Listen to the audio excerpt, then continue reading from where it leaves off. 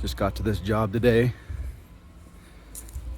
Gonna be showing you guys how to install a basement entry start to finish. Got to remove this fence to get the excavator into the back.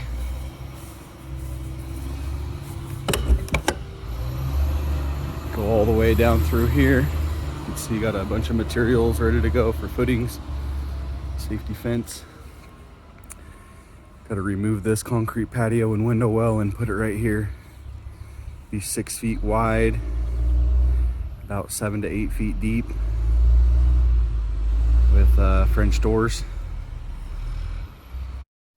All right, here's midday.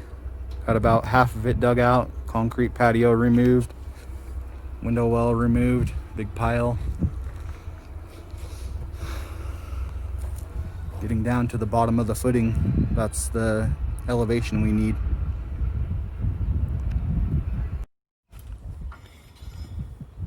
Okay, here's the entrance dug, extra wide. It's gonna come off straight from that wall, and then 6 feet wide.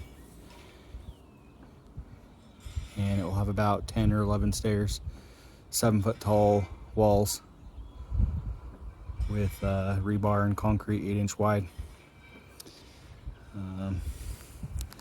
Got myself a little bit of a ramp to try to get stuff in and out, not have to go up the ladder.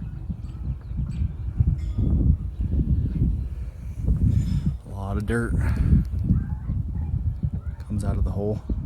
Some will go back in, the rest will go towards the new driveway, getting it up to where we want. Here's day 2, got a little bit done. Compacted with the jumping jack, ram compactor, and got the footing forms in, 10 by 20 footings. Still need to put the rebar in, but got them all to grade and compacted well and straight.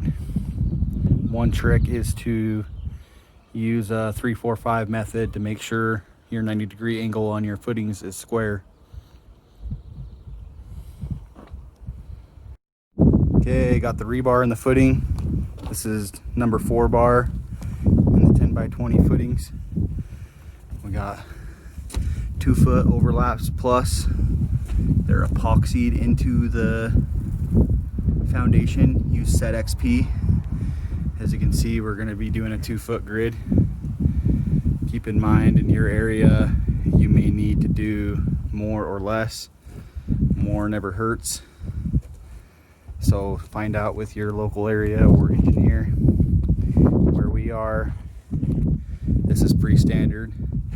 10 by 20 footing with number 4 bar, 2 foot overlaps.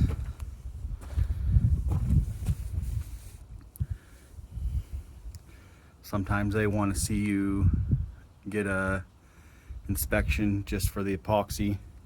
They're allowing a letter basically of us claiming that we blew it out and used a brush, which we did with our local city. They're allowing that. Some don't really care as long as they see that you have epoxied it in.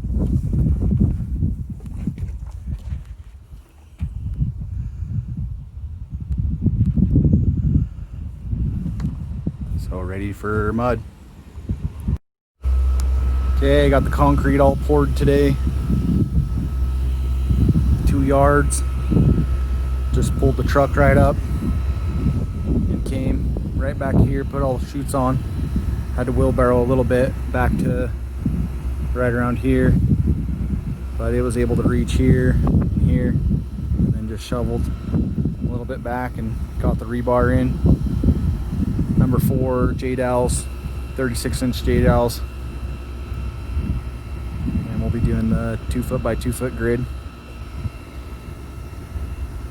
Anyways, it's all done. We did 5.5 sack concrete, so it's a little bit stronger than the minimum, and it makes it a little bit more, a little bit easier to work with, to have a higher cement content, which is always nice. Okay, got the forms all stripped today. Still got to get them cleaned up and stacked. gonna go get the form rental for the walls, and you just take them apart and gather up all the stuff. It's just a bunch of manual labor, but you can do it relatively quick, and just do it once if you can and not have to move everything multiple times. Just make nice piles.